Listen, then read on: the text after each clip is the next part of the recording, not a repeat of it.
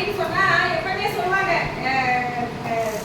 அரசு பள்ளி வந்து வறுமையின் அடையாளம் அல்ல, அது பெருமையின் அடையாளம்னு ஒவ்வொரு மீட்டிங்லையும் நம்மளோட கல்வி அமைச்சு சொல்லிட்டே தான் இருக்காரு. ஆனா நம்மளுக்கு தான் அது புரியல. ஏன் அப்படின்னு சொன்னா நான் வந்து தெளிவா சொல்வேன், ஏன் ஸ்கூல்ல என் பிள்ளைங்களை சேருங்க, ஏதாவது பிரச்சனை இல்ல வேற எதாவது சொல்லி கொடுக்கல அப்படின்னு சொன்னா நீங்க நேரடியா வந்து என்ன கேட்கலாம் அப்படின்னு நானும் ஒவ்வொரு கூட்டத்தப்பவும் சொல்லிட்டே இருக்கிறேன்.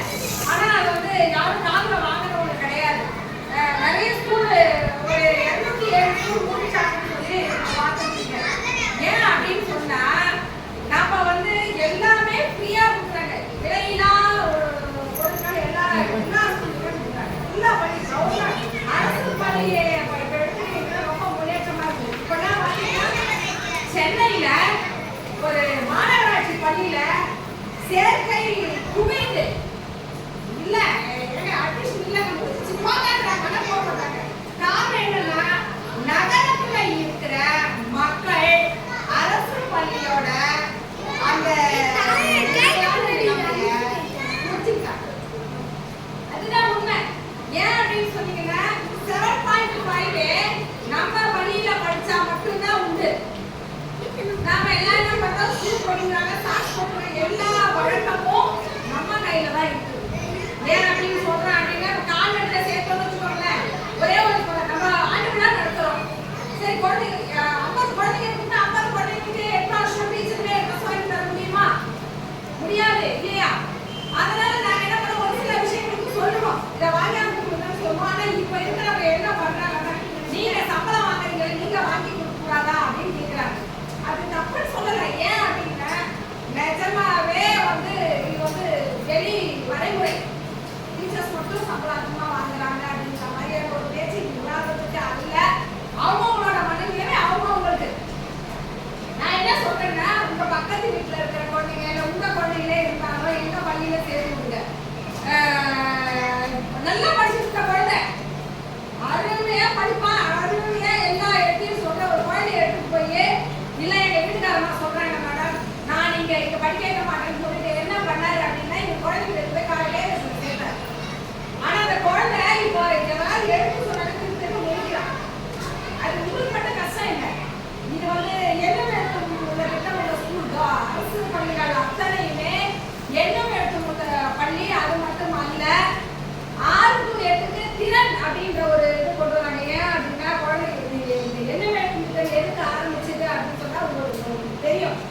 நம்ம கொரோனா காலங்களில் குழந்தைங்களோட கல்வி இடர்பாடுகளை குறைக்க மட்டும்தான் இது வந்தது. ஆனா இது வந்து ரொம்ப அருமையான ஒரு திட்டம்.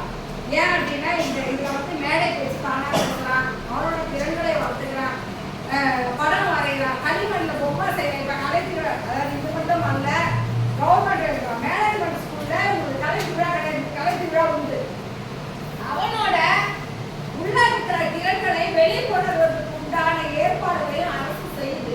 அதனால நீங்க தயவு செய்து தயங்காம அரசு பள்ளிகள்ல குழந்தைகளை சேர்க்கணும்னு நான் இந்த நேரத்தில் கேட்கிறேன். உங்க பக்கத்துல இருக்கிற குழந்தைங்கன்னா நான் பாக்குறேன், ஒரு இது மேனேஜ்மெண்ட் ஸ்கூல்ல 30 பசங்க படிக்குது. ஆனா படிக்கிற குழந்தை மட்டும்தான் படிக்கிறான். புரியுதுங்களா? படிக்காத குழந்தைய அவங்க கேட்கறது கிடையாது.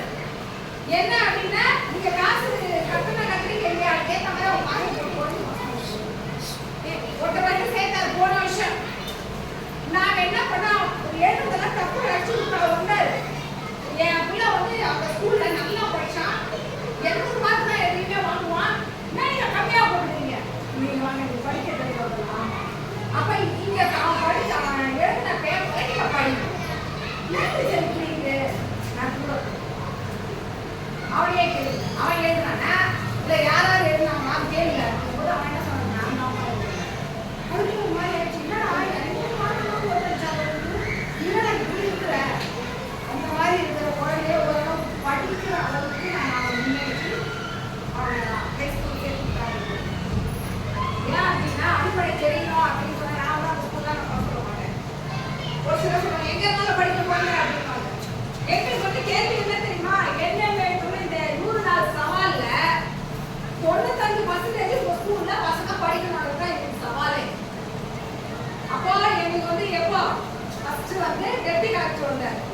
எத்திகள் வந்து பசங்க படிக்க சொல்லி கரெக்டாக படிச்சுக்கிறாங்க.